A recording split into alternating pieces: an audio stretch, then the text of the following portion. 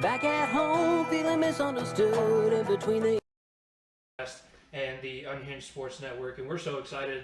Colorcast, thank you for reaching out to us and asking if we wanted to be part of a broadcast, do a broadcast for you guys.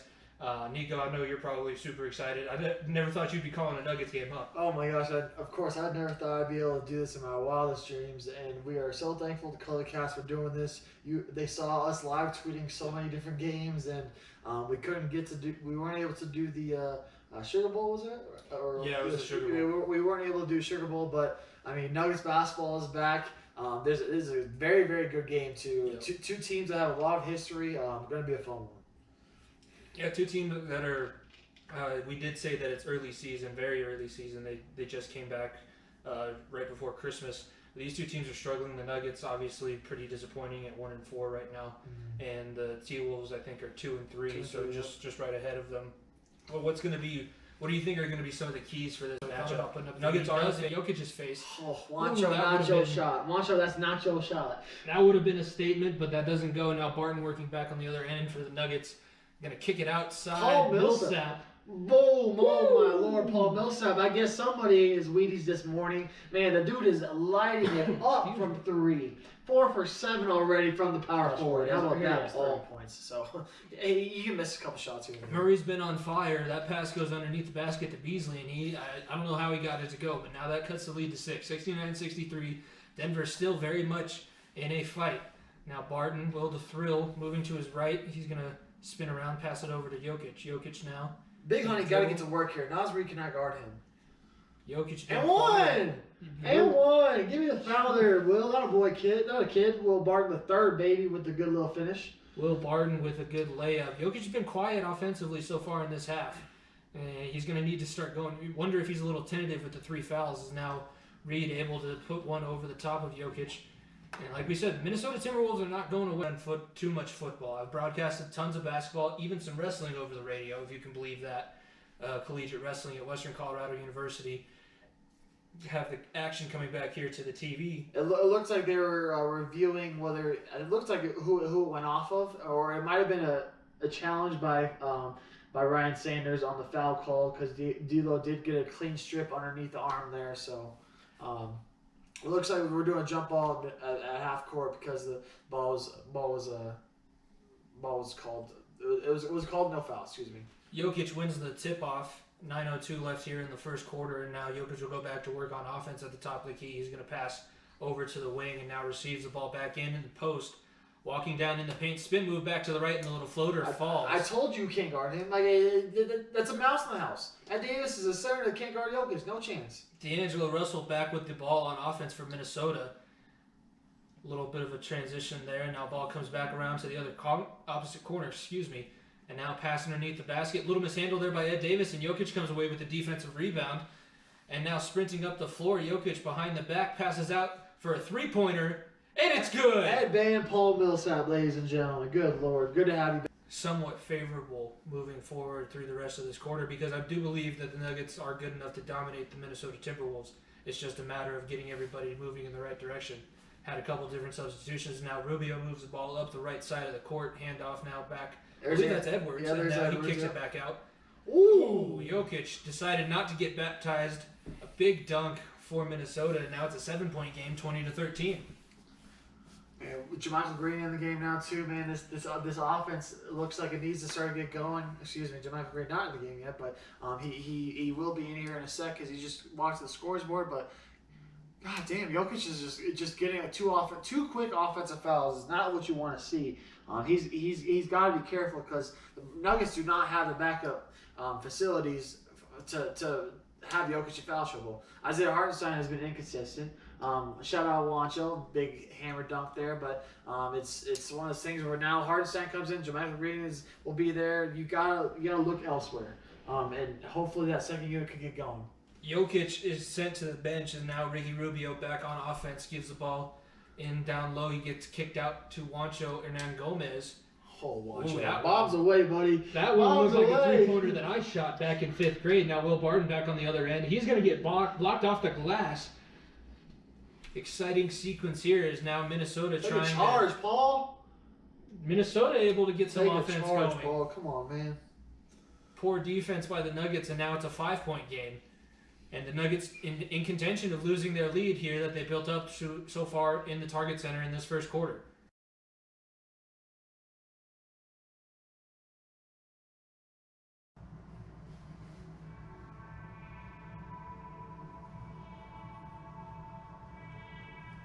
Two of the most coveted words in the sport, national champions. Tonight, we begin with two teams, both equally talented, and both 60 minutes away from etching their names in the ether of college football history. On one side, the Crimson Tide of Alabama, led by Nick Saban in search of his 7th title and 6th in Tuscaloosa. On the back of a Heisman Trophy winner in DeVonta Smith, loaded with NFL talent.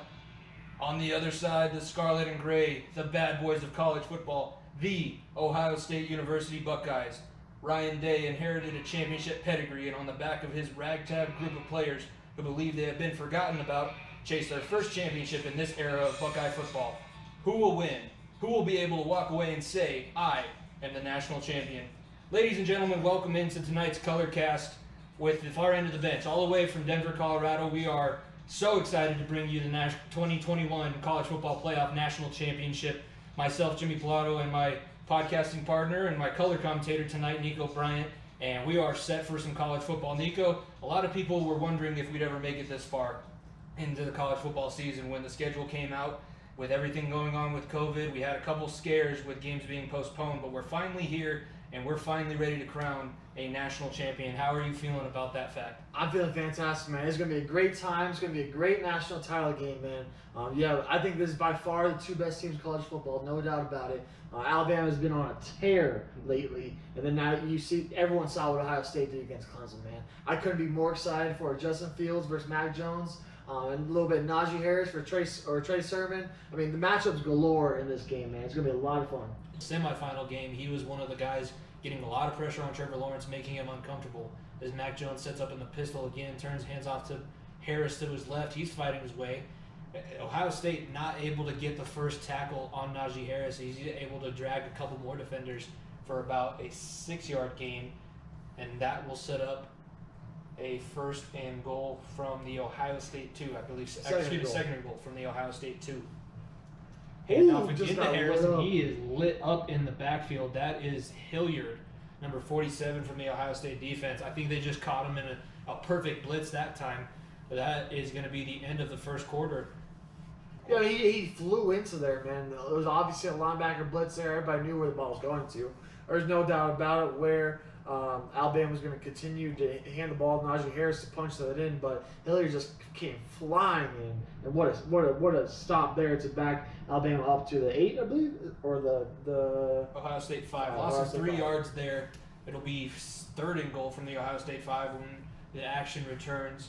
But it's all tied up here at the end of 7-7, Ohio State and Alabama in this 2021 College Football Playoff National Championship. Nico Bryant, Jimmy Pilato on the call for you guys from the Far End of the Bench podcast all the way from Denver. And we will hear a little bit from some of our partners on the Unhinged Sports Network, and we will be back in just a second. Welcome back, ladies and gentlemen, to the 2021 National Championship, the Far End of the Bench podcast here live on the Colorcast app. And we have a tight game at the end of 1. Alabama and Ohio State tied at 7. Trey Sermon, if you're just joining us, is out with injury as well. We saw Jalen Waddle come in for a play, but he went out limping off the field as well. Alabama with the ball. Third down and goal from the Ohio State 5. Mac Jones goes under center and sends his tight end in motion. Najee Harris is the deep back. And it'll be a fake handoff to Harris. Looks like a screen pass set up for DeVonta Smith. And it fooled everybody as Alabama able to just walk right into the end zone and take another touchdown lead. Is Ohio State trying to make DeVonta Smith look like the greatest college wide receiver of all time, man? Like, what is going on here? DeVonta Smith walks into the end zone. That's a fantastic play call by Nick Saban, man. Obviously, everyone was king on Najee Harris there, expecting DeVonta Smith maybe with the out route there, but coming out of the backfield in a swing play, untouched, like we said, walked him straight in the end zone. It was a beautiful play design. Steve Sarkisian, he got a job, I believe he got the job at Texas for next season as Alabama is able to add the extra point. So now it is a 14-7 ball game, 14:53 to go in the second quarter. But that, if you're not going to put up that much, if you're going to let DeVonta Smith run free. You're just going to continue to give up touchdowns and give up points if you're the Ohio State Buckeyes. You're going to have to figure out some sort of way to slow down the Slim Reaper. Hauled him down very easily. 2nd and 7 for Ohio State as Fields back in the shotgun with Teague now to his right. Twins up left and now looking, trying to find somebody, now scrambling, running backwards, and he's just going to float this one out of bounds, not able to find anybody open. And that's the problem with this Alabama defense. 2 really good corners in Surtain. And Surtain's going to be a top 5 pick in this draft. Has a Hopefully not a top 5 pick, because hopefully he falls in 9 for the Broncos, but he is definitely a top 10 pick. He was the cornerback of the year this year in college football, as now Ohio State sets up for 3rd down and 7 against this Alabama Crimson Tide defense, trailing 14-7. This is basically going to be a game until you figure out a way to stop Alabama's defense. You're going to have to try and keep pace with them. And without Trey Sermon in the game, that's going to be a tall task for this Ohio State team. In the shotgun, Fields takes the snap, looks. He's got pressure in his face, able to step up, and a wobbly pass, but Garrett Wilson somehow able to come down with it. Great job stepping in the pocket there by Justin Fields, man. He took pressure right into his face and threw a ball on a dime.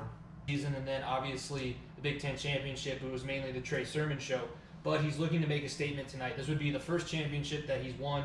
He didn't win a high school state championship. He was competing with Trevor Lawrence all throughout his high school career, and now here he is set to lead the Buckeyes in Miami on the national championship. Jimmy Pilato, Nico Bryant on the call from the Far End of the Bench podcast as Fields takes the pistol snap, turns and hands to Sermon on the first play of the game to the left side, and he's going to be stopped up by a couple Alabama defenders after a 3-yard gain. I think might see a lot of the game plan of what the Ravens had against Derrick Henry is that Ohio State knows Trey Sermon is going to run the ball down their throat, and he knows that their offense runs through him basically, so they're trying to slow him down as much as they can. Trey Sermon, Chris Olave, 2 of the big stars for the Ohio State offense, is now number 5. Wilson goes in motion. Fields takes the shotgun snap, now looks to his right, and that ball is batted down, looking for Sermon out of the backfield.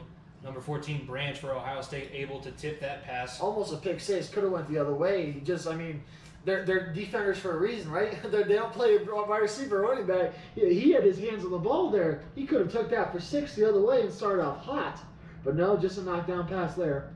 Brings up the first 3rd and long of the game. It'll be 3rd down and 8 for Ohio State in their opening drive, as now Fields lines up in the shotgun. Master Teague to his left, 3 wide receivers out right, takes the snap, looks to his right, starting to feel some pressure, scrambles around a little bit, and he's caught from behind, tripped up.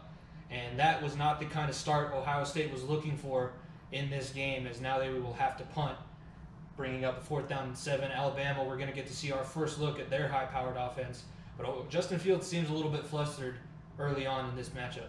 Well, I mean, we just saw Trey Sermon on the sidelines. He looks like he was getting checked for something. I'm not entirely sure about that because obviously we're not listening to the game. We're commentating for you, but looks like they're checking out his chest maybe or maybe equipment malfunction. He's going to need to come back in for Ohio State to win this game. Buckeyes get the punt away, and now DeVonta Smith with his first touch. Alabama back on offense actually and sends DeVonta Smith in motion. Screen pass back to him, that orbit motion they love, and he's able to pick up another 1st down on the right side of the Alabama offense. Sarkisian is doing a fantastic job just finding different ways to get DeVonta Smith the ball. Obviously, Ohio State's keen on him, but he is getting wide open screen, quote-unquote, plays and just making plays with his legs. And the Heisman Trophy winner is just dominating so far. We saw him use that motion a little bit in the semifinal matchup. Notre Dame not able to keep up with it. He is one of the fastest players, and now he's lined up one-on-one with Sean Wade, the cornerback for Ohio State.